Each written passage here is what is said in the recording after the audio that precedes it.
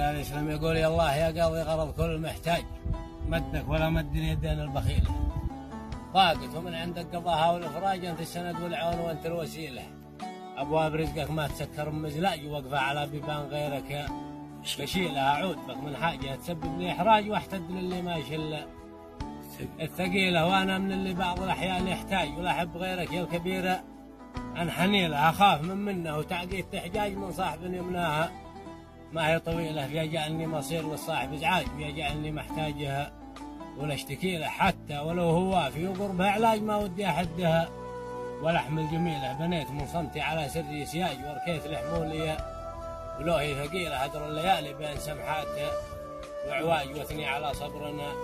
جبل مستحيله وحيد ادرجها على كل منهاج ولا لي على حرب المقاتل حيله صح الله لسانك.